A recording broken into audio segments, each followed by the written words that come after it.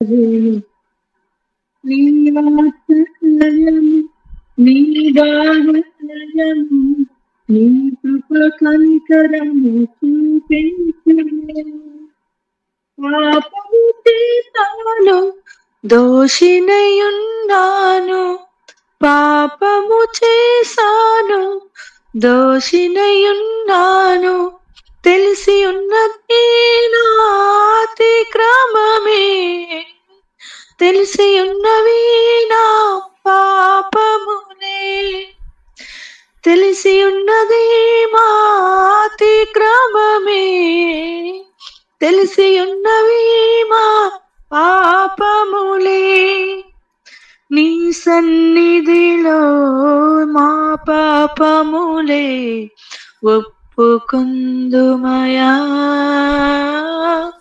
నీ సన్నిధిలో మా పాపములే ఒప్పుకుందుమయా.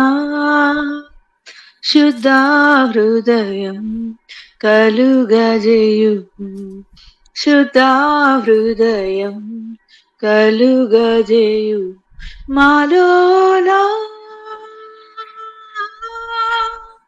మాలోనా, మాలోనా, నాలోనా. శుద్ధ హృదయం కలుగజేయు, శుద్ధ హృదయం కలుగజేయు. హల్లెలూయా. Thank you Jesus. ప్రభునామానికే మహిమ కలుగును గాక. Thank you sister. Record on అవడం లేట్ అయింది, క్షమించండి. ఇప్పటి వరకు లీడ్ చేసిన అరుణ సిస్టర్కి ప్రత్యేకమైన వందనాలు తెలియజేస్తున్నాను. వందనాలమ్మా. దేవుడు మిమ్మల్ని మీ కుటుంబాన్ని ఆయురారోగ్య ఆత్మీయ బలములతో నింపి వర్ధిల్ల చేయను గాక. ఆమేన్. వాక్య భాగంలోనికి వెళ్దామండి. పరిశుద్ధ గ్రంథమైన బైబిల్ నుండి నిర్గమకాండము. గడిచిన కొన్ని వారాలుగా మనం ధ్యానం చేస్తున్నాం మోషే గారి జీవితం గురించి. నిర్గమకాండము 2వ అధ్యాయము 6వ వచనాన్ని మనం చదువుకొని ముందుకు కొనసాగుదాం. 5-6 వచనాలు చదువుతున్నానండి. ఫరో కుమార్తె స్నానము చేయుటకు ఏటికి వచ్చెను. ఆమె ఆ పనికత్తెలు ఏటి ఒడ్డున నడుచుచుండగా ఆమె నాచులోని ఆ పెట్టెను చూచి తన పనికత్తెను ఒకతను పంపి దాన్ని తెప్పించి తెరచి ఆ పిల్లవాడిని చూచినప్పుడు ఆ పిల్లవాడు ఏడ్చుచుండగా చూచి వాని యందు కనికరించి, వీడు హెబ్రీయుల పిల్లల్లో ఒకడు అన్నాను. చిన్న ప్రార్థన చేసుకున్నాం. దేవుని యొక్క సహాయం కోరుకున్నాం. ప్రేమ నమ్మకం కలిగిన మా పరలోకపు తండ్రి, మీ ఘనమైన శ్రేష్టమైన నామానికి మరొకసారి వందనాలు తెలియజేస్తున్నాం ప్రభా. అయ్యా, ఇంతవరకు పాటల ద్వారా, సాక్ష్యం ద్వారా, విజ్ఞాపనల ద్వారా మీరు మహిమ పొంది ఉన్నారని నమ్ముచును. ప్రార్థించిన ప్రతి సహోదరుని జ్ఞాపకం చేసుకోండి. ప్రార్థించబడిన ప్రతి అంశాన్ని మీ యొక్క పాదాల చెంత జ్ఞాపకం చేసుకొని తగిన సమయంలో మీరు జవాబు ఇవ్వబోచినందుకే వందనాలు చెల్లిస్తున్నాం ప్రభా. అయ్యా, మరి ముందున్న సమయాన్ని మీ కృపలను చేతుల్లో పెట్టుకుంటున్నాం. నన్ను మీ సులువు చాటును మరుగుపరచండి. బలహీనరాలు ప్రభా, మీ బలము చేత నింపండి. వాక్యము విత్తబడుచుండగా తెరచిన హృదయములు గలవారమై వాక్యాన్ని ఆలకించే ఆసక్తిని, బుద్ధిని, జ్ఞానమును, ఆలోచించే హృదయమును, గ్రహించే మనస్సును మాకు దయచేసి అన్నిటికీ మించి వాక్యాన్ని అనుసరించి బ్రతికే జీవితం మాకు అనుగ్రహించమని, ఇప్పటికి యావత్తు ద్వారా మహిమ, ఘనత, ప్రభావము మీకు మేము చెల్లించుకుంటూ, మీకు మాత్రమే చెల్లించుకుంటూ చేరవచ్చిన ప్రతి బిడ్డను మరొకసారి బహుగా దీవించి ఆశీర్వదించమని కోరుకుంటూ ఇచ్చిన ప్రార్థన మా ప్రభును మీ ప్రియ కుమారుడైన యేసుక్రీస్తు వారి శ్రేష్టమైన నామంలో మిక్కిలి వినయంతో ప్రార్థించి బ్రతిమాలి అడిగి వేడుకుంటున్నాను తండ్రి. ఆమేన్. ఆమేన్. నిర్గమకాండంలో మోషే గారి గురించి మనం ధ్యానం చేస్తూ ఉన్నాం ప్రియులరా. గడిచిన వారంలో కొన్ని అంశాలను మనం చూసాము. గడిచిన వారం మోషే నీటి నుండి తీయబడిన వాడు అని మనం మాట్లాడుకున్నాం. నీటి నుండి తీయబడుట అనేది బాప్టిజానికి గుర్తు అని మనం మాట్లాడుకున్నాం. మోషే గారు మాత్రమే కాదు, ప్రభు అయిన యేసుక్రీస్తు వారు కూడా నీటి నుండి తీయబడిన వారే అని మనం మాట్లాడుకున్నాం. మనము కూడా నీటి నుండి తీయబడిన వారము అని మనం మాట్లాడుకున్నాం. అది మొదటి పాయింట్గా మాట్లాడుకున్నాం. రెండవ పాయింట్, మోషే గారు పారవేయబడిన వాడు. నిర్గమకాండంలో ఉండదు ఈ మాట, అపోస్తల కార్యముల గ్రంథంలో 7:21 ఉంటుంది అని మనం తెలుసుకున్నాం. ఆయన పారవేయబడినవాడు. మోషే గారు పారవేయబడినవాడు, మన ప్రభు అయిన యేసుక్రీస్తు పారవేయబడినవాడు, సాతాను కూడా పారవేయబడినవాడు. పారవేయబడినవాడు అన్నా, తృణీకరించబడినవాడు అన్నా, ఎన్నిక చేయబడినవాడు అన్నా, ఈ విధంగా చాలా నానార్థాలు వాటికి చెప్పుకున్నాం. దావీదు గారు కూడా ఆ లిస్టులో ఉన్నారు అని మనం మాట్లాడుకున్నాం.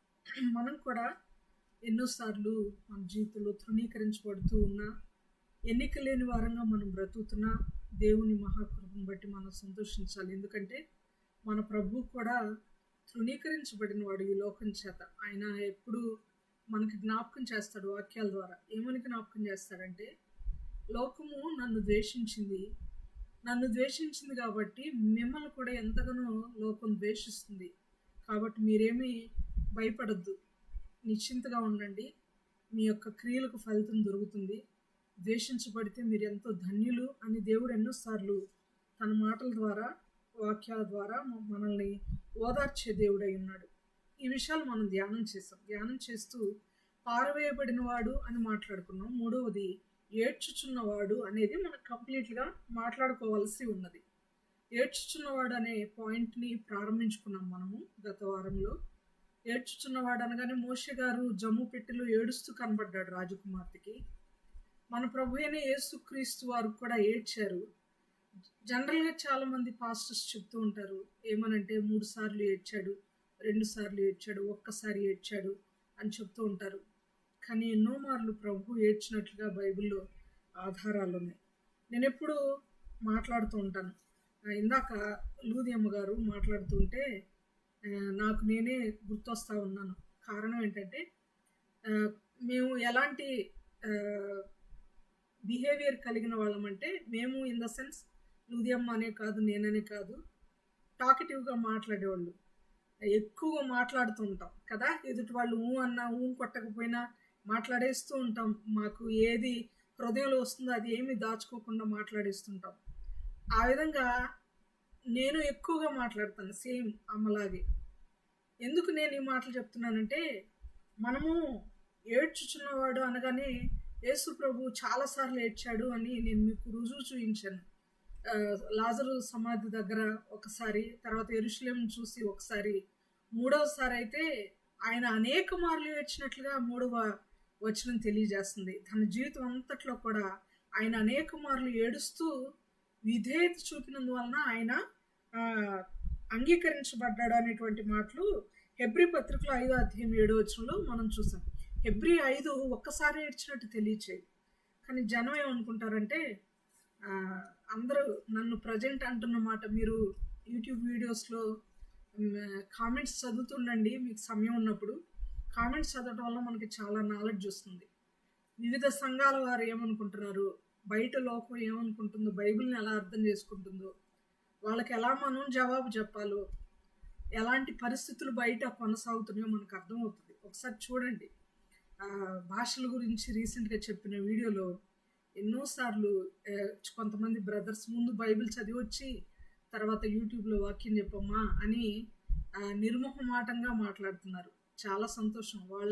వాళ్ళు చదివినంత గొప్పగా నేను చదవకపోవచ్చు, కానీ నేనేదన్నా చదువుకుంటే మాత్రం దేవుని మహాకృపను బట్టి, ఆయన దయ అదంతే, ఆయన పెట్టిన భిక్షను బట్టి ఆ వచనాన్ని మాత్రం లోతుగా చాలా, ఇంకా ఏ ఉద్దేశం ఏమై ఉండొచ్చు, దేవుడు ఈ మాట ద్వారా ఏం చెప్తున్నాడు, మనతో ఏం మాట్లాడుతున్నాడు అని మాత్రం పదే పదే ఆలోచన చేస్తూ ఉంటాను. మీరు నమ్ముతారో లేదో నేను ఎరుగును, కానీ ఒక వచనాన్ని తీసుకుంటే కొన్ని దినాలు ఆ వచనం గురించి నేను ధ్యానం చేస్తూ ఉంటాను. ఒక పదం తీసుకున్నా కూడా దాని గురించి నేర్చుకోవడానికి, ప్రాణం పెట్టి నేర్చుకోవడానికి ప్రయత్నం చేస్తూ ఉంటాను. నెట్ వెతుకుతాను, పుస్తకాలు చదువుతాను, బైబిల్ చదువుతాను. ఆ వచనం ద్వారా దేవుని యొక్క అంతరార్థం, ఆయన ఆంతర్యం ఏమై ఉందో తెలుసుకోవడానికి, నేను నేర్చుకోవడానికి, బోధించే విషయమై కాదు, బోధించడానికి నేను వెతకడం నేర్చుకోవడం కాదు, ముందు నాకు అర్థం అవడానికి దేవుడు ఈ పదం ద్వారా నాతో ఏం మాట్లాడుతున్నాడు, నాకేం చెప్పాలనుకుంటున్నాడు అని నేర్చుకోవడానికి మాత్రం నేను ఎంతో ప్రయాసపడతాను అని దేవుని సన్నిధిలో నేను తెలియచేస్తున్నాను ప్రియులారా. అందుకని ఏదైనా వచనాన్ని మనం ఆలకించేటప్పుడు, ముఖ్యంగా ఇమాన్యుయల్ ప్రేయర్ హౌస్లో మీరు ఆలకించేటప్పుడు నేను మీకు తెలియజేస్తున్నటువంటి ఒకే విన్నపం ఏంటంటే, మేము కూడా పొరపాట్లు చెప్పొచ్చు, బోధించిన సమయాలు కూడా ఉన్నాయి. బిగ్గెస్ట్ మిస్టేక్ లాస్ట్ వీక్ నా ద్వారా జరిగింది, మీరు కూడా గమనించలా, మీరు కూడా చెప్పలా. తర్వాత రికార్డ్ చేసేటప్పుడు వెలిగింది నాకు. ఏంటో తెలుసా బిగ్గెస్ట్ మిస్టేక్? రికార్డ్ చేస్తూ ఒక చిన్న షార్ట్ తీసుకొని వాక్యం రికార్డ్ చేద్దాము, యూట్యూబ్లో అప్లోడ్ చేద్దాం అని అనుకున్నప్పుడు ఒక బిగ్ మిస్టేక్ నేను చెప్పిన బోధనలో నాకు అర్థమైంది. అదేంటంటే అందరినీ వదిలిపెట్టమని చెప్పిన దేవుడు తల్లిదండ్రుల మాట మాత్రం అక్కడ ఎత్తలేదు అని చెప్పడం జరిగింది. ఈ లోకంలో నా నామము నిమిత్తము భార్యనైనా, పిల్లలనైనా, కుమారులనైనా, కుమార్తెలనైనా, సహోదరులనైనా అన్నాడు, కానీ తల్లిదండ్రులు అనే మాట అనలేదు అన్నాను నేను. ఎంత బ్లైండ్గా నేను వెళ్ళిపోయానంటే, విన్నవాళ్ళు కూడా తల్లిదండ్రులు అనే మాట ఈ వచనంలో ఉంది సిస్టర్ అని మీరు కూడా గమనించలే. బహుశా ఎందుకో తెలియదు, నాకు తల్లిదండ్రులు విడిచిపెట్టకూడదు అన్న సెన్స్లో నేనుండి ఆ పదాన్ని నేను స్కిప్ చేశానా, నాకు తెలియకుండానే అలా స్కిప్ అయిపోయి ముందుకెళ్ళానా అని చాలా చాలా చాలా వేదన చెందాను. తర్వాత అప్లోడ్ ఇంకా చేయలేదు కాబట్టి నేను దాన్ని ఎడిట్ చేసుకొని మిస్టేక్స్ సెట్ చేసుకొని యూట్యూబ్లో అప్లోడ్ చేస్తాను. కానీ మీకు ఎందుకు తెలియజేస్తున్నానంటే, మేమేమీ గొప్ప కాదు, ఏ విషయంలోనూ గొప్ప కాదు. కానీ దేవుని కృప ఏందంటే గొప్ప కాని వాళ్ళను కూడా దేవుడు వాడుకుంటాడు. మనం ఒక్కొక్కసారి మీకు తెలుసో లేదో, కొన్ని పాత్రలు అంత అందమైనవిగా కనబడవు మన ఇంట్లో. కొన్ని వస్తువులు చాలా గొప్పగా, సాఫిస్టికేటెడ్గా, రిచ్గా కనబడవు మన ఇంట్లో, కానీ వాటి ద్వారా పని చాలా ఉంటుంది మనకి. నా దగ్గర ఒక రోల్ ఉంది, చాలా అరుదుగా మా బిల్డింగ్లో రోలు వాడేవాళ్ళు ఉన్నారు. రాయి, రుబ్బు రాయి అంటారు కదా, చిన్న సైజు, చిన్న సైజు. పెళ్ళైన కొత్తలో కొనుక్కున్నాను. అది నాకు చాలా ఇష్టమైన రాయి. ఎందుకంటే మిక్సీలో వేయడం కంటే, రకరకాల వస్తువులు వాడడం కంటే, ఉషా ఫుడ్ ప్రాసెసర్ ఉంది నా దగ్గర, మిక్సీ ఉంది, వెట్ గ్రైండర్ ఉంది, అన్ని వస్తువులు ఉన్నా కూడా ఆ రోడ్డుతో దంచిన రుచి, ఆ ఆనందం, ఆ తృప్తి చాలా వేరుగా ఉంటుంది నాకు. అందువల్ల నేను దాన్ని తీసేయలేదు, పారేయలేదు. అది వాడడం నాకు చాలా ఇష్టం. అర్థం అవడానికి చెప్తున్నాను ఈ ఎగ్జాంపుల్ అంతే. దేవునికి కూడా కొంతమందిని వాళ్ళు ఉన్నతమైన వాళ్ళు కాకపోయినా, వాళ్ళు గొప్ప వాళ్ళు కాకపోయినా, వాళ్ళ దగ్గర ఏదో టాలెంట్ లేకపోయినా, అసలు ఈ లోకానుసారంగా మిగిలిన విశ్వాసుల కంటే, మీ అందరికంటే ముఖ్యంగా, మీ అందరికంటే కూడా మేము చాలా చిన్నవాళ్ళం అండి. గుర్తుపెట్టుకోండి, వయసులో అని కాదు, మీకంటే చాలా మంది కంటే నేను పెద్దదాన్ని అయ్యి ఉండొచ్చు వయసులో కాదు, ఆత్మీయతలో మీ అందరికంటే కూడా నేను చిన్నదాన్ని. నేను ఎప్పుడు ఒకరికంటే గొప్ప అని అనుకోను, కానీ నేర్చుకుంటున్న వారం మనము నేర్చుకునే దానిలో ఎక్స్పీరియన్స్ ఉండకూడదు. మనకి నేర్చుకుంటూనే ఉండాలి, మరణం వరకు నేర్చుకుంటూనే ఉండాలి. అందుకని ఏదైనా వాక్యం చెప్పినప్పుడు వీళ్ళేదో గొప్ప, లేకపోతే వీళ్ళేదో గొప్పగా భావించుకుంటున్నారు అని మాత్రం అనుకోకండి. చాలామంది, ముఖ్యంగా లూదియమ్మ, దెబోరమ్మ, పెద్దవాళ్ళు, రాజీ సిస్టర్ గారు కానివ్వండి, మరి ఇంకెవరు, రోజ్మేరీ సిస్టర్ కానివ్వండి, మిగిలిన వాళ్ళంటే కొంచెం నా ఏజ్ వాళ్ళు ఉన్నారనుకోండి, మీరు వింటున్నారంటేనే అది నా ధన్యతగా నేను భావిస్తాను. కాబట్టి ఏ విషయంలో, ముఖ్యంగా వాక్యం చెప్పే విషయంలో మేము ఎక్కడ కూడా హెచ్చింపబడ్డకు వీలు లేదు, మాకు ఆ మనసు లేదని గ్రహించాలి. కానీ ఏదైనా చెప్తున్నాము అంటే మేము నేర్చుకొని మీరు కూడా అది తెలుసుకోవాలని చెప్తున్నాం అంతే. ఇక్కడ కన్నీళ్లు విడిచిన అనే మాట అనేక మార్లు దేవుడు కన్నీళ్లు విడిచాడని అర్థం. కానీ ఇప్పటి వరకు మనం ఏం నేర్చుకుంటాం, బైబిల్ క్విజెస్లో కానీ, ఎక్కడైనా వాక్యం వింటున్నప్పుడు కానీ 3 సార్లు దేవుడు ఏడ్చాడు అని మనం మాట్లాడుకుంటూ ఉంటాం. పాస్టర్స్ని కూడా కొంతమందిని అడగండి, ఎన్నిసార్లు అనండి, ఖచ్చితంగా 3 సార్లు, ఒకవేళ 2 సార్లు అలా జవాబు చెప్తారు. కానీ మన వాక్యాన్ని తవ్వాలండి. వాక్యం ద్వారా ఏవే విషయాలు దేవుడు ఇంకా మనకి బయలుపరచబడినవి, తెలియనివి చాలా ఉన్నాయి. దేవుని కృపను బట్టి ఆల్మోస్ట్ 18వ సమయం నాది, 18వ సారి కంప్లీట్ అవ్వలేదు, ఇంకా 17 సార్లు కంప్లీట్గా బైబిల్ ఆది కాండం నుండి ప్రకటన గ్రంథం వరకు 17 సార్లు చదవడం కంప్లీట్ చేశాను. అయినా ఎక్కడ ఏది ఉందో నేను చెప్పలేను. నాకు లేదు, అంత జ్ఞానం లేదు, అంత మెమరీ పవర్ అసలే లేదు. కానీ ఇంకా వెతుక్కుంటూ ఇంకా చదువుకుంటూనే ఉండాలి. 18 చదువుతున్నాను, కంప్లీట్ అవ్వలేదు ఇంకా. చదువుతూ చదువుతూ చదువుతూ చదువుతూ చదువుతూ మన జీవితాంతం చదువుతూనే ఉండాలి మనం బైబిల్. అయినా తెలియని విషయాలు ఉంటాయి మనకి, అయినా మరుగైన జ్ఞానం ఉంటుంది. జ్ఞాన సముద్రం, మహాసముద్రం నేర్చుకోవాల్సినవి చాలా ఉన్నాయి. అయితే యేసు ప్రభు కన్నీళ్లు విడిచాడు. మోషే గారు కన్నీళ్లు విడుస్తూ కనబడ్డాడు. యేసు ప్రభు వారు కూడా అనేక మార్లు కన్నీళ్లు విడిచాడు అని మనం మాట్లాడుకున్నాం. ఇంకా ఏం మాట్లాడుకున్నామంటే పోయిన వారం మోషే గారు యేసు ప్రభు వారు మాత్రమే కాదు, కన్నీళ్లు విడిచిన వాళ్ళు చాలా మంది ఉన్నారు. వాళ్ళలో అనవసరమైన వాటికి కన్నీళ్లు విడిచే వాళ్ళు ఉన్నారు బైబిల్లో. అలాంటి కన్నీళ్లు మనం విడవకూడదు. కన్నీళ్లు చాలా వాల్యుబుల్, అవి చాలా విలువైనవి. ఎప్పుడు పడితే అప్పుడు, ఎక్కడ పడితే అక్కడ వాటిని మనం ఉపయోగించి వేస్ట్ చేయకూడదు అని మనం నేర్చుకున్నాం. ఎగ్జాంపుల్గా సంసోను భార్య మాటికి ఒక కథ భావం, ఒక కథ యొక్క పొడుపు కథ యొక్క విప్పుడు కథ యొక్క భావం చెప్పలేదని ఆయన ఆ ఫంక్షన్ జరిగిన నాళ్ళు ఏడుస్తూనే ఆయన పీడిస్తూనే ఉంది. దేవునికి ఇష్టమైంది కాదు ఆ కన్నీరు అని మనం మాట్లాడుకున్నాం. అంతేకాదు ఇశ్రాయేలీలు ఫుడ్ కొరకు, మాంసం కొరకు, నేల కొరకు అరణ్యంలో పలుమార్లు ఏడ్చారు. ఆ ఏడుపు మోషే దృష్టికి చెడ్డదిగా ఉంది. సంఖ్యాకాండంలో 11:10 మోషే దృష్టికి చెడ్డదిగా ఉంది. అంతేకాదు వాళ్ళ ఏడుపు చూడడం వల్ల దేవుడు, తండ్రి అయిన దేవుడు ఎంతగానో ఉగ్రుడయ్యాడు. ఆయన కోపము రగులుకొని ఇశ్రాయేలు ఎలుగెత్తి ఏడవగా యెహోవా కోపము వారి మీద రగులుకొనెను అని మనం చూస్తాం. అనవసరమైన ఏడుపు అన్నమాట. అయితే ఈరోజు మనం పాఠంలో ఈ ఏడ్చుట అనేటువంటి అంశం గురించి, వీలైతే సమయం ఉంటే మరొక పాయింట్ గురించి మనం ధ్యానం చేద్దాం. ఏడ్చుట అనే అంశము చాలా చాలా చాలా ప్రాముఖ్యమైన అంశము. అంత మాత్రమే కాదు, చాలా గొప్ప అంశం ఇది. ఈరోజు ఈ మధ్యాహ్న కాలం దేవుడు మీతో, ముఖ్యంగా నాతో, మనతో మాట్లాడేటువంటి మాట ఏంటంటే, మన ఏడుపు ఎలా ఉండాలో ఆయన తెలియజేస్తున్నాడు. ఇప్పటివరకు అనవసరమైన విషయాల కోసం ఏడవకూడదని మనం నేర్చుకున్నాం. అయితే కొన్ని విషయాల్లో ఏడవమని బైబిలే చెప్తుంది. మన పిల్లలకి ఏడుపును నేర్పించమని బైబిల్ చెప్తుంది. కొన్ని ఆధారాలతో వచనాలు మనం చదువుకుంటూ వాక్యాన్ని మనం ధ్యానం చేద్దాం. మొట్టమొదటిగా దేవుడు మెచ్చినటువంటి ఏడుపు, లేకపోతే దేవుడు ఇష్టపడిన ఏడుపు ఒకటి ఉంది.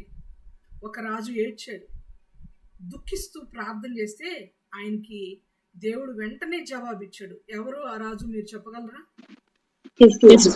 వెరీ గుడ్, హిజ్కియా గారు.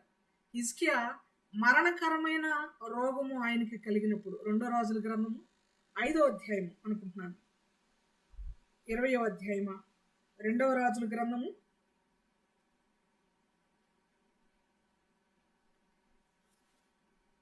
20వ అధ్యాయం, క్షమించండి, 2వ రాజుల గ్రంథం 20వ అధ్యాయంలో మీరు మొదటి నుంచి తర్వాత చదవండి.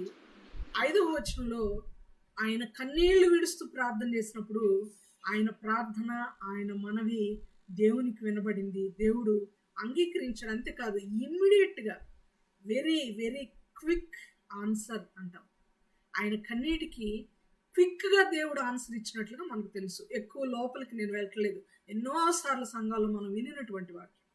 ఆయన యొక్క ఆయుష్ను దేవుడు పొడిగించాడు. ఇక్కడ మనం నేర్చుకునే మాట ఏంటంటే, కన్నీళ్లు విడుస్తూ దేవునికి అంగీకరింపబడే మనవి గనక మనం చేస్తే, మళ్ళా చెప్తున్నాను, కన్నీళ్లు విడుస్తూ దేవునికి అంగీకారయోగ్యమైన మనవి, ఆయన ఒప్పుకునే మనవి, ఆయన చిత్తానుసారమైన మనవి గనక మనం చేస్తే క్విక్ జవాబు వస్తుంది అని దేవుడు ఈ మధ్యాహ్న కాలం మనకు తెలియజేస్తాడు ప్రియులరా.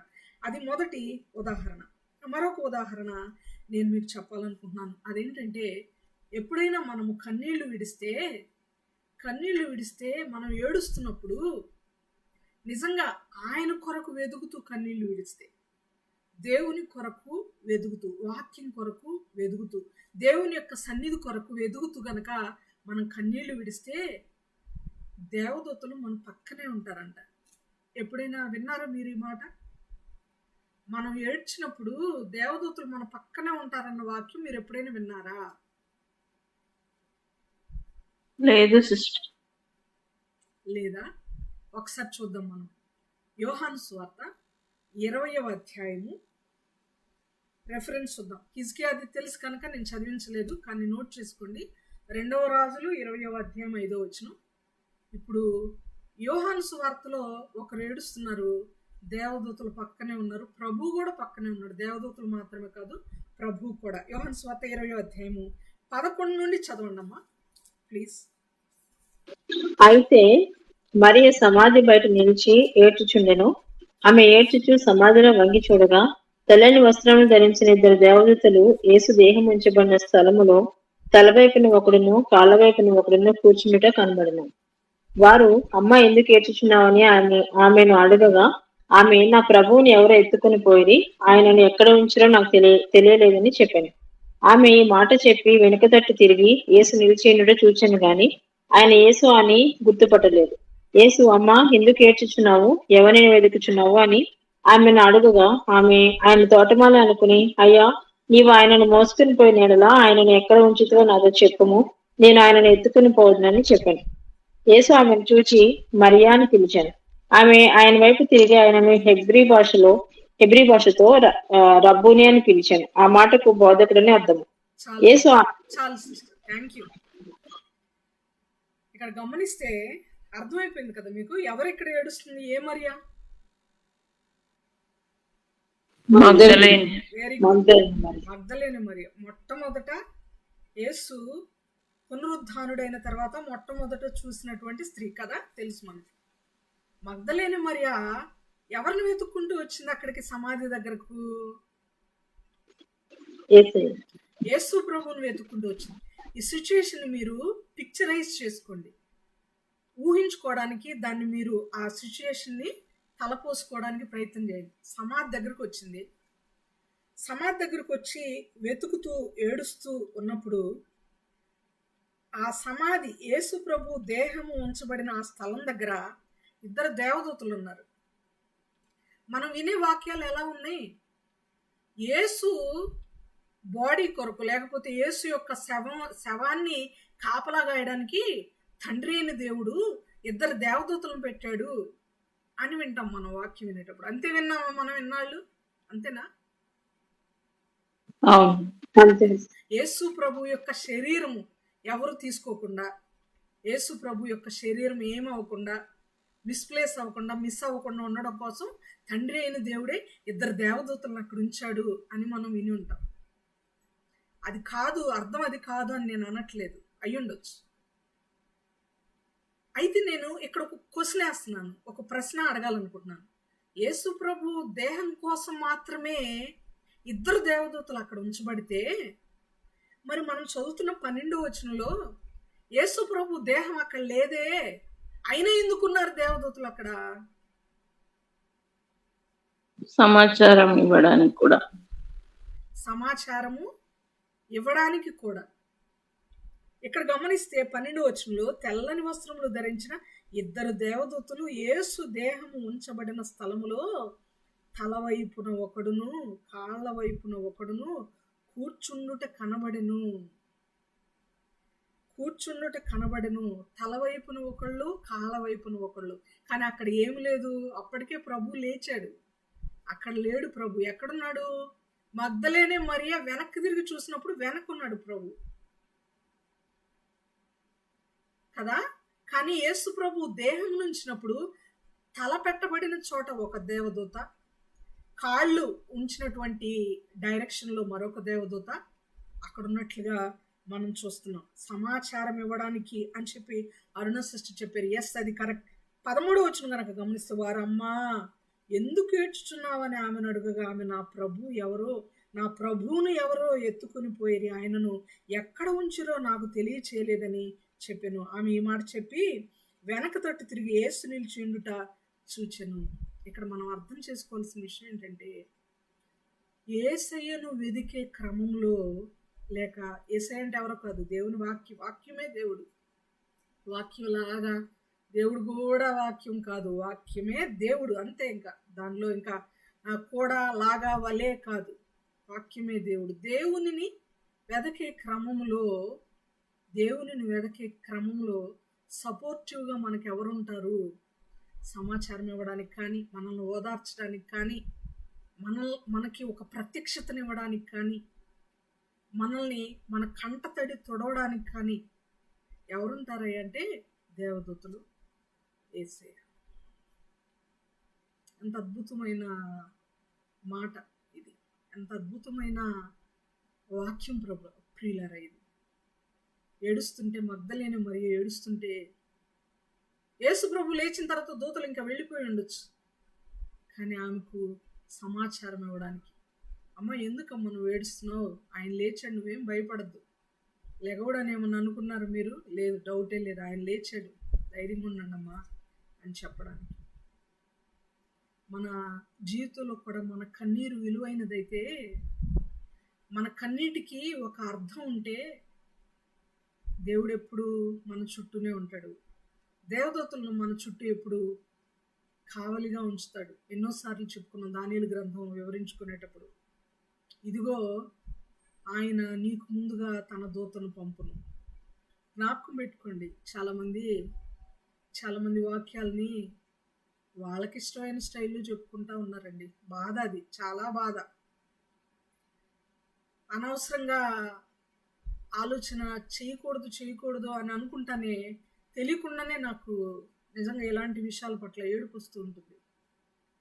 పెద్ద పెద్ద వాళ్ళుగా గౌరవించబడేవాళ్ళు, పెద్ద పెద్ద వాళ్ళుగా ట్రీట్ చేయబడే వాళ్ళు కూడా ఈనాటి వాగ్దానం అని చెప్తున్నారు.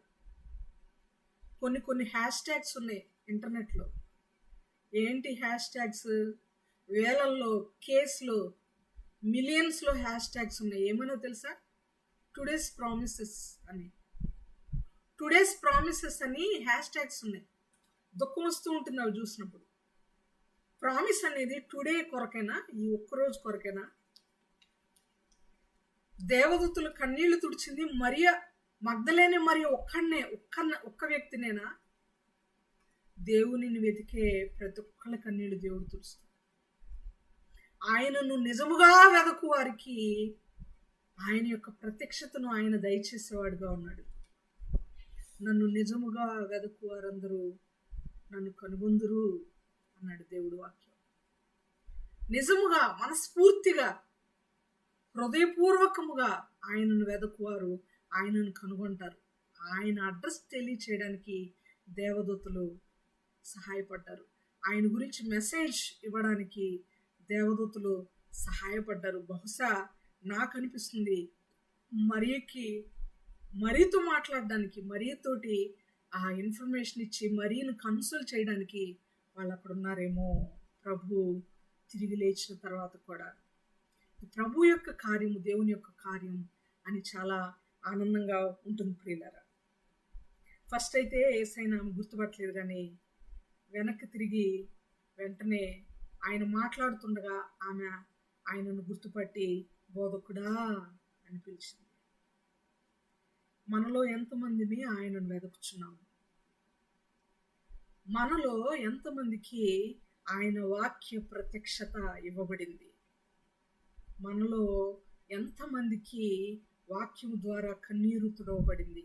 అఫ్కోర్స్ మనందరికీ. మనలో ఎంతమందికి దేవుడు నిజమైన బోధకుడుగా మనకు అర్థమయ్యాడు?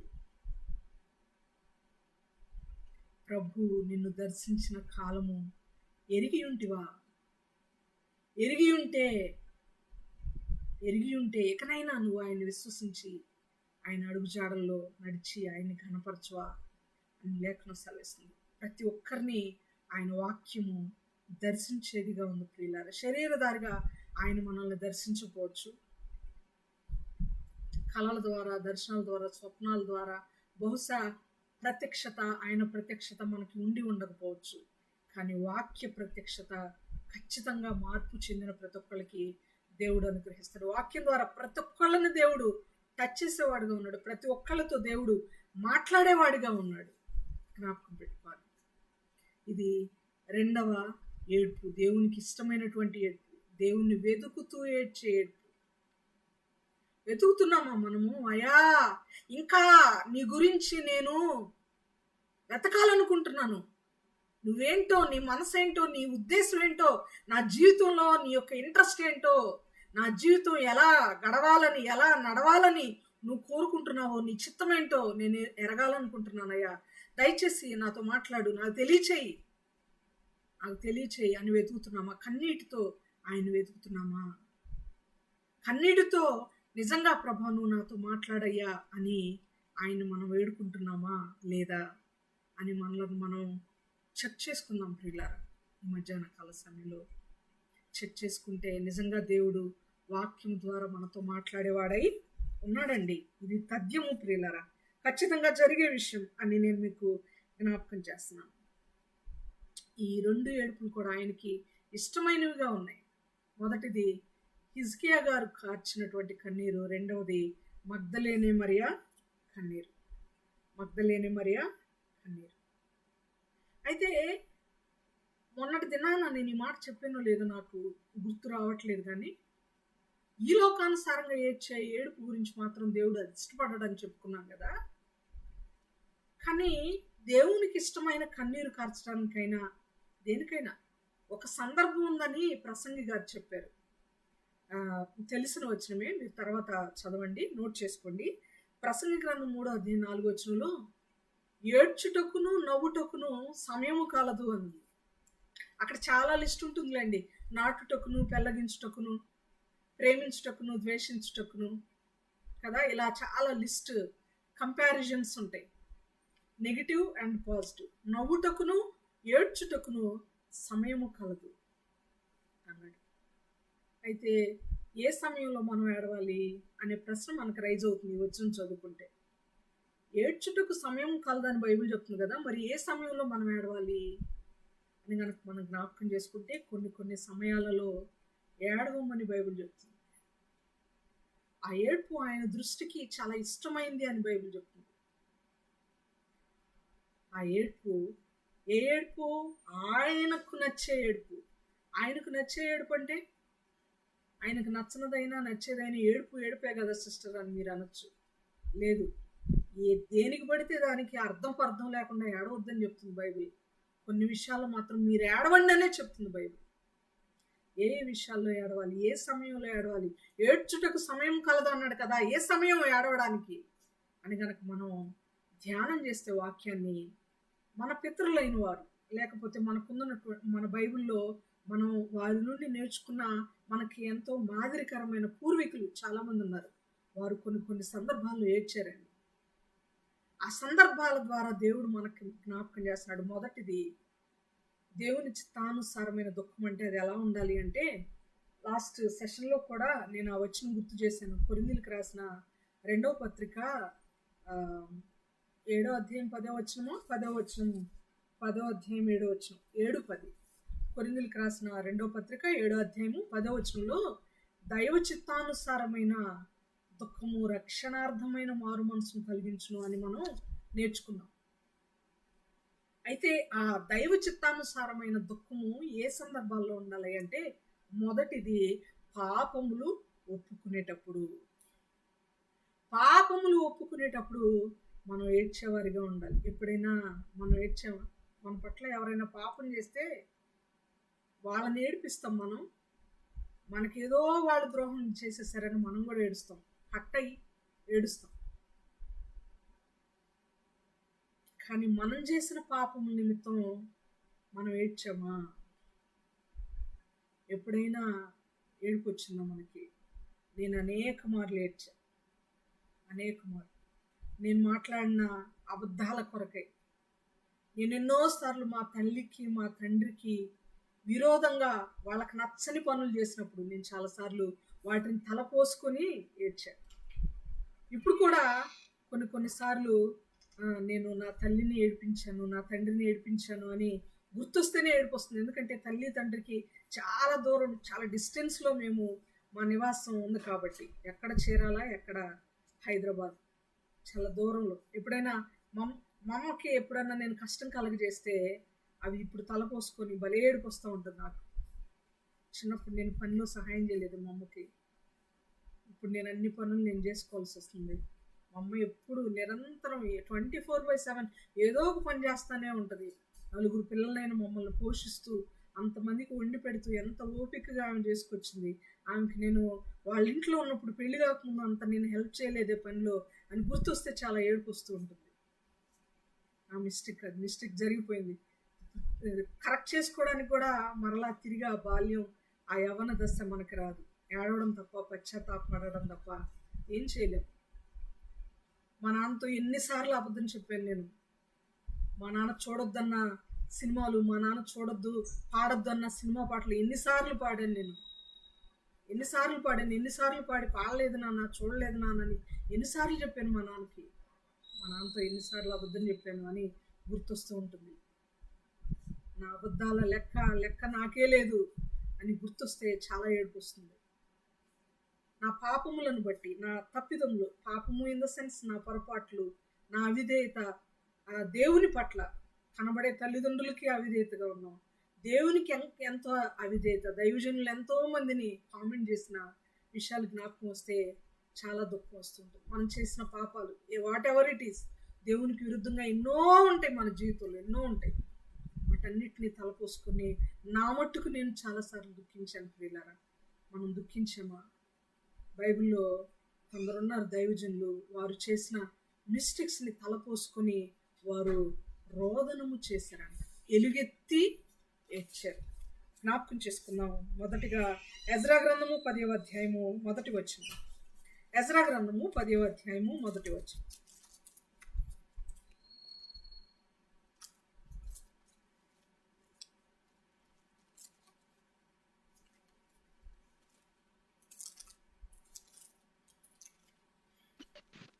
ఎజ్రా ఏడ్చుచు దేవుని మందిరం ఎదుట సాష్టాంగ పడుచు పాపమును ఒప్పుకొని ప్రార్థన చేసెను. ఇశ్రాయేలులో పురుషులు, స్త్రీలు, చిన్నవారు మిక్కిలి గొప్ప సమూహముగా అతని ఎద్దకు కూడి వచ్చి బహుగా ఏడవగా, ఏలాము కుమారులలో నొకడగు ఇహీయేలు కుమారుడైన షెకన్య ఎజ్రాతో ఇట్లనెను, మేము దేశమందుండు అన్య జనములలోని స్త్రీలను పెండ్లి చేసుకుని మా దేవుని దృష్టికి పాపం చేసితిమి. అయితే ఈ విషయంలో ఇశ్రాయేలీయులు తమ నడవ దిద్దుకుందురని నిరీక్షణ కద్దు. కాబట్టి చాలా ఇక్కడ గమనిస్తే ఎజ్రా ఏడుస్తున్నాడు. ఎజ్రా ఎలా ఏడుస్తున్నాడు చూడండి, ఆలోచన చేయండి ఒకసారి, అది ఊహించుకోండి ప్రియులారా. ఎజ్రా ఏడ్చుచు దేవుని మందిరం ఎదుట సాష్టాంగ పడడం అంటే బోర్లుగా పడుకొని మరి నమస్కరించి మరి ఏడుస్తూ పాపమును ఒప్పుకొని ప్రార్థన చేశాను. ఇశ్రాయేలీలలో పురుషులు, స్త్రీలు, చిన్నవారు మిక్కిలి గొప్ప సమూహముగా అతని యొద్దకు కూడి వచ్చి బహుగా ఏడవగా. ఎవరెవరు ఏడ్చారు ఇక్కడ? ఎవరెవరు ఏడ్చారు?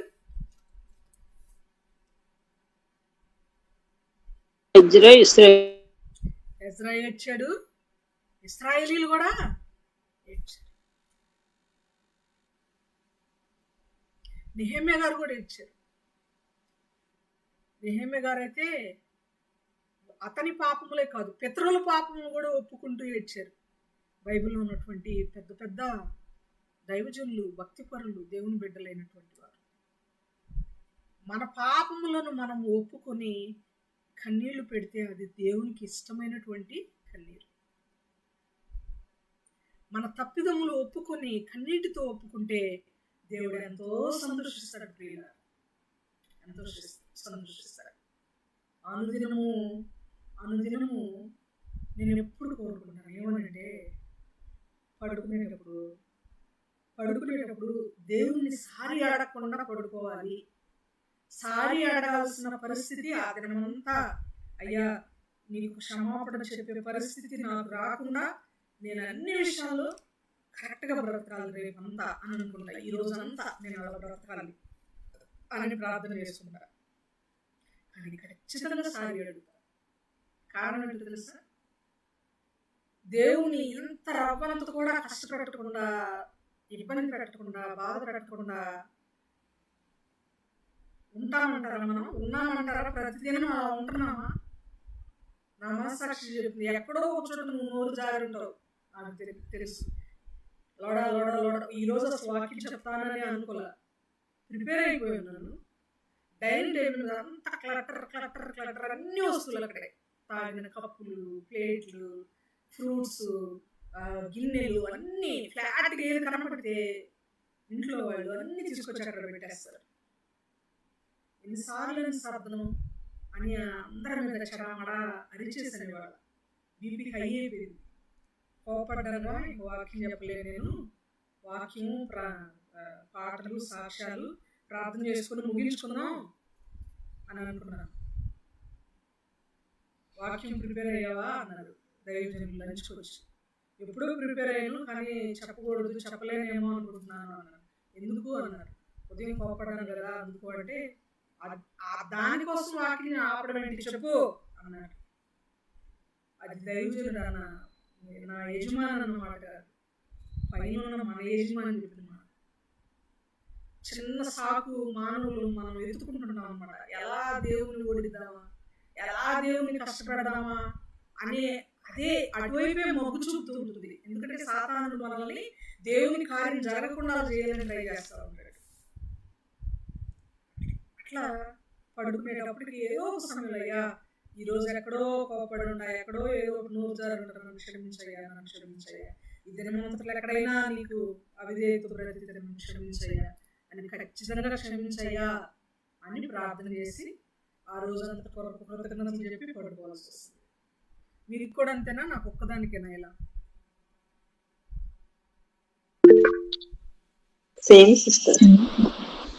మీరు కూడా మన ఏదో ఒక విషయంలో పొరపాట్లు మన ద్వారా దొరుకుతుంటాయి, కానీ వాటిని సరి చేసుకోవాలి.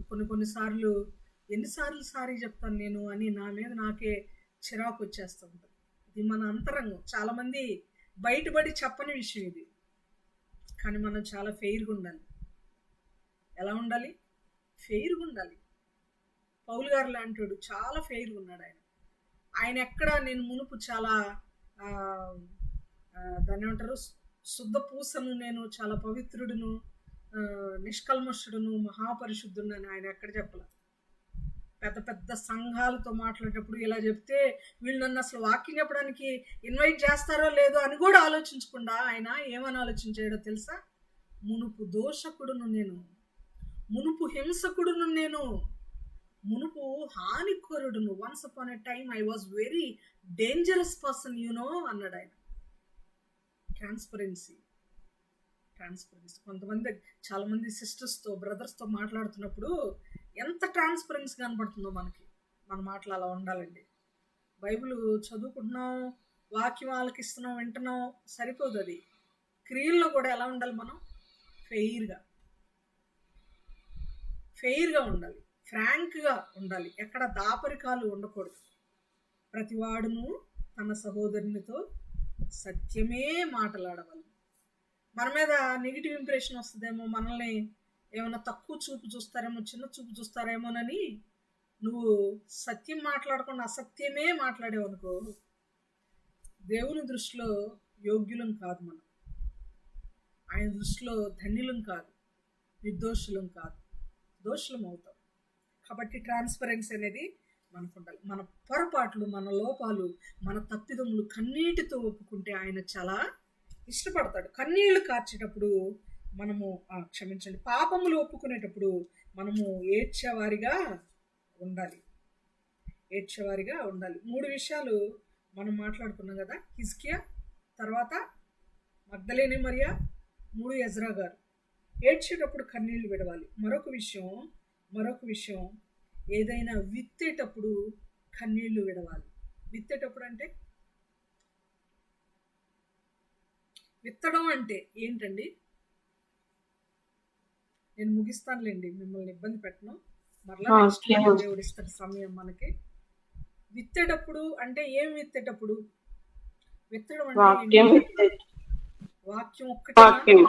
వాక్యం ఒక్కటేనా విత్తేది? ఇంకేమన్నా విత్తుతామా?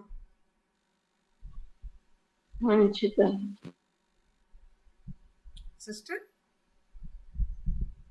మామూలు విత్తనాలు కూడా విత్తేట. మామూలు విత్తనాలు కూడా. ఓకే, ఇంకా మంచి విషయాలు. ఇంకా కానుకలను విత్తడం అంటామా? అనొచ్చా? అవునండి. కానుకలు, వాక్యము, మంచి విషయాలు, ఈ లోకానుసారమైన వ్యవసాయంలో విత్తనాలు, ఇంకా అలా ఏవైనా ఆత్మీయంగా ఏవైనా కానివ్వండి, భౌతికంగా ఆ, భౌతికంగా కాదు, ఆత్మీయంగా ఏవైనా మనం విత్తేటప్పుడు కన్నీళ్లు విడుస్తూ విత్తితే సంతోషగానములతో పంటను కోస్తాం అని చెప్తున్నాడు. దాని అర్థం ఏంటంటే విత్తుటలో చాలా ప్రయాసం ఉంటుందండి. విత్తనానికి ముందు ప్రయాసం ఉంటుంది. భౌతికంగా ఆలోచన చేయండి. విత్తనాలు చల్లే ముందు ఏం చేయాలి? భూమిని మనం సేద్యపరచు. సేద్యం అంటే ఏంటి? ఏం చేస్తాం సేద్యం? నేలను దున్నాలి. పరచు. దున్నాలి. దున్నిన తర్వాత పిచ్చి మొక్క, కలుపులు ఏమైనా ఉంటే కలుపు మొక్కలు అన్నిటిని తీసేసేయాలి. అవునా? తర్వాత ఏం చేయాలి? ఎరువు వేయాలి కదా. ఎరువు వేయాలి. విత్తనాలు నాటే ముందు నారుమళ్ళలో ఒడ్లు చల్లే ముందు, లేకపోతే నారుమడి మొలిపించే ముందు ఎంత మెత్తగా చదును చేయాలో తెలుసా? వ్యవసాయ కుటుంబాల్లో ఉన్న వాళ్ళైతే చాలా మీకు అర్థమవుతుందని అనుకుంటున్నాను నేను. ఏమ్మా, కష్టంగా ఏమీ లేదుగా? విత్తటం, వ్యవసాయం, నారుమడి అంటే మీకేమి అయోమయంగా అర్థం కాకుండా ఏమన్నా ఉందా? లేదు కదా? లేదు సిస్టర్. ఐడియా ఉంది కదా? Bharati sister, Bharati Rathod sister idea ఉంది సిస్టర్. ఐడియా ఉంది కదా? అవన్నీ మెత్తగా స్థలాన్నంతా చదును చేసి బాగు చేసి, ముళ్ళ తుప్పలు కదా, కలుపు మొక్కలు, వీడ్స్, వాటన్నిటిని కంప్లీట్గా తీసేసి క్లీన్ చేసిన తర్వాత విత్తనాలు చల్లుతాయి. ఈ బ్యాక్గ్రౌండ్ వర్క్ అంతట్లో ఎంతో కష్టం ఉంటుంది. అదంతా చేయడానికి మనకు స్థలం ఉంటే ఓకే, పొలం ఉంటే ఓకే, లేకపోతే కౌలుకు డబ్బులు ఇచ్చి స్థలం తీసుకొని మరి అది చేయాల్సి వస్తుంది. వీటన్నిటితో ఒక శ్రమ, ఒక కన్నీరు, ఒక ప్రయాస దానిలో ఉంది. అలా ఆ ప్రయాసతో కన్నీటితో విత్తినప్పుడు సంతోషగానములతో పంట కోస్తాం. వాక్యం కూడా ఎన్నడూ దున్నని బీడు భూములను దున్నుడి అన్నాడు.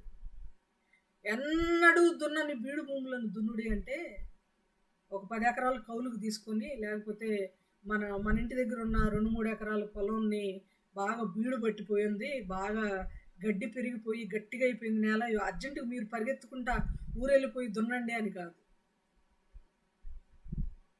దున్నబడని భూమి, బీడు భూమి అంటే హృదయం. అది హృదయం. వాక్యం చేత, వాక్యం అనే నాగలి చేత కదల్చబడని, త్రవ్వబడని, కదిలించబడని హృదయం. అలాంటి వాటిని దున్నండి వాక్యం అనే నాగలితో. వాక్యం అనే విత్తనాలు చల్లండి. కన్నీటితో ఆత్మ కొరకు, ఆత్మ ఫలించాలి, ఫలాలు ఇవ్వాలి ఆత్మీయంగా అని దాని కొరకు ప్రార్థన చేయండి. కన్నీటితో ప్రార్థన చేయండి అని దాని అర్థం. ఎన్నడూ దున్నని బీడు భూములను దున్నుడి అంటే చాలా పెద్ద పాట. అలా విత్తుటలో చాలా ప్రయాసం ఉంటుంది. కానుకలు విత్తుట్లో కూడా అవుట్ ఆఫ్ ద బ్లూ మనం వచ్చేసి ఏదో మనకున్న అమౌంట్లో కొంత తీసి దేవునికి ఇచ్చాము అని కాదు. ఆ కొంత దేవునికి ఇవ్వడానికి వెనక చాలా ప్రయాసం ఉంటుంది. అంతేగాని కన్నీటితో విత్తమంటే కానుకలు విత్తేటప్పుడు ఏడ్చుకుంటూ ఇవ్వమని కాదు దాని అర్థం. సంతోషంతో, ఇష్టపూర్వకంగా, హృదయపూర్వకంగా దేవునికి ఇవ్వాలి. సంతోషముతో నిచ్చెడు వారిని ఎంతో దేవుడు దీవించు.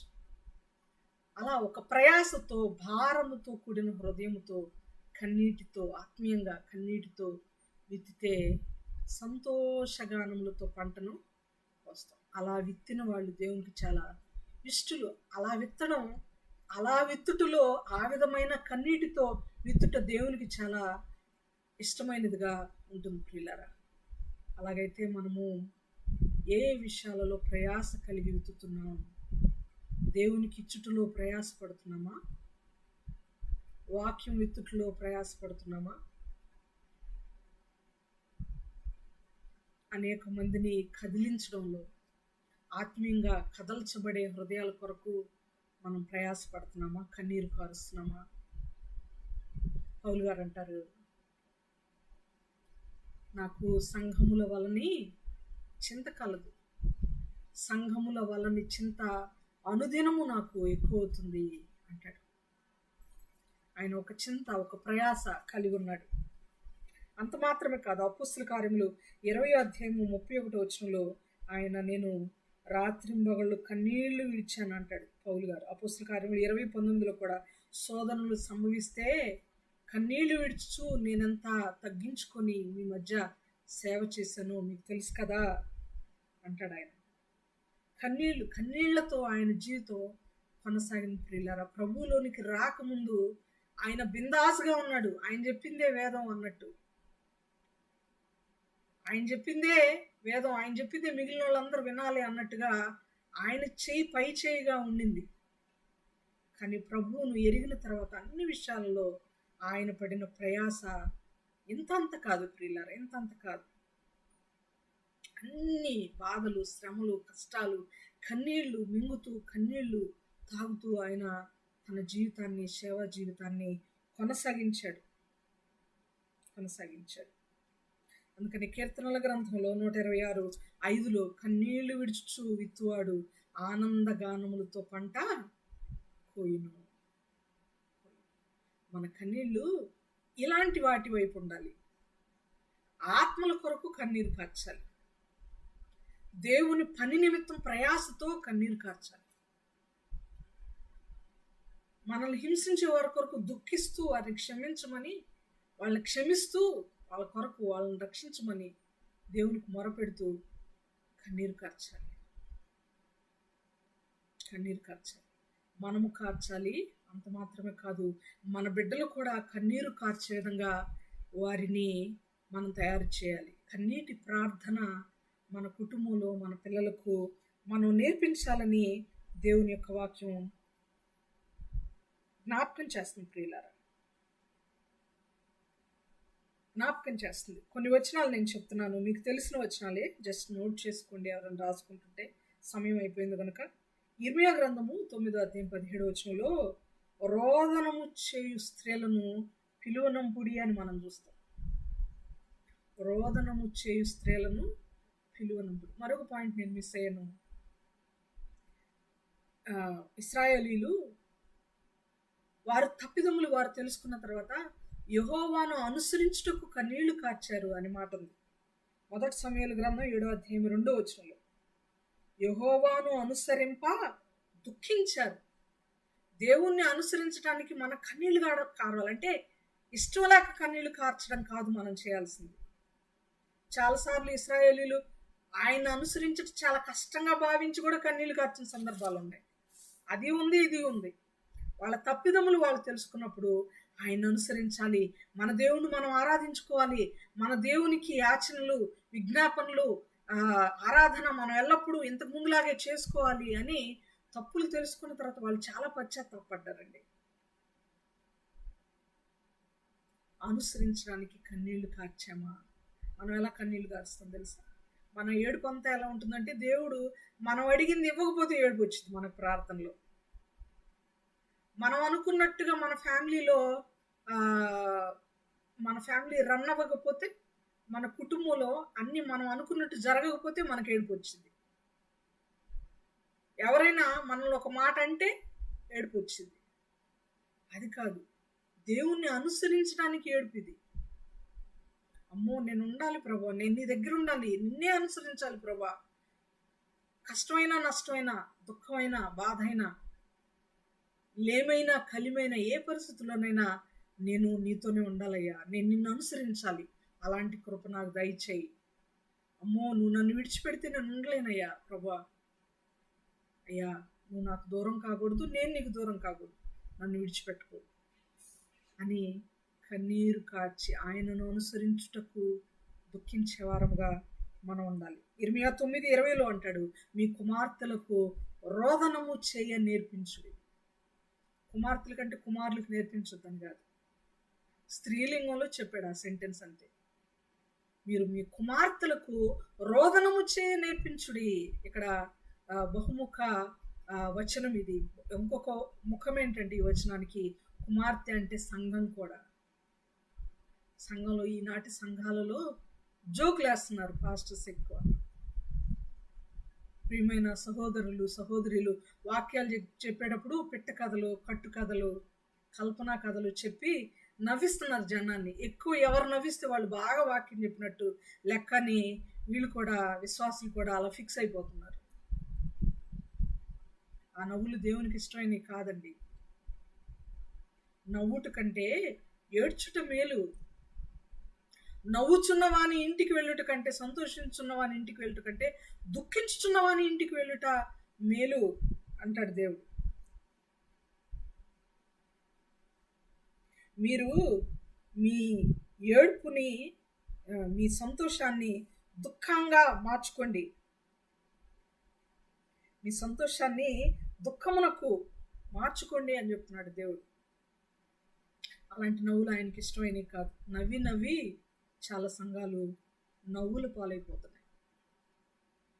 దుఃఖిస్తే మన సంఘం మంచిది. ఎందుకంటే ధన్యతలలోనే రెండవ ధన్యతగా దేవుడు చెప్పిన మాట ఏంటంటే, మొట్టమొదట ఆయన ఆత్మ విషయమై దీనులైన వారు ధన్యుడు అన్నాడు, ధన్యులు అన్నాడు, పరలోక రాజ్యం వారిది అన్నాడు. వెరీ నెక్స్ట్ సెకండ్ లైన్లోనే ఆయన అన్నాడు, మత్తయి సువార్త 5:4 దుఃఖపడువారు ధన్యులు, వారు ఓదార్చబడుదురు. దుఃఖపడువారు ధన్యులు, వారు ఓదార్చబడుదురు.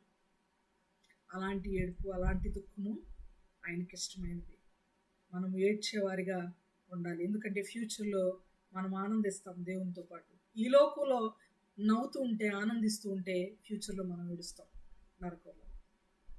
కాబట్టి ఈ లోకంలో దైవ చిత్తానుసారమైన దుఃఖం కలిగి మన పాపముల నిమిత్తము, ఆత్మల కొరకు విత్తే విషయాలలో, మన కుటుంబానికి నేర్పించే విషయాలలో, అనేక విషయాల్లో కన్నీటితో మన ఆత్మీయ జీవితాన్ని కొనసాగిస్తే దానికి ప్రతిఫలం ఉంటుంది. ప్రతిఫలం ఇచ్చే కన్నీరు మన జీవితాల్లో ఉండాలి. కన్నీటి ప్రార్థన మన జీవితంలో ఉండాలి. మనం ఎంతగా కన్నీరు కారుస్తూ ప్రార్థిస్తామో అది మన ఆత్మీయ సేవా జీవితానికి, మన ఆత్మీయ వ్యవసాయానికి నీరు కట్టు లాగా ఉంటుంది, ఒక ఊటలాగా ఉంటుంది. మన ఆత్మీయ జీవితం ఫలాభివృద్ధి చెందాలి అంటే, మనం వేసిన పైరు పండాలంటే నీళ్లు కావాలి. మనం విత్తినటువంటి వాక్య విత్తనాలు బాగా ఫలించాలంటే కన్నీరు అనే నీరు కావాలి, కన్నీటి ప్రార్థన అనే నీరు కావాలి.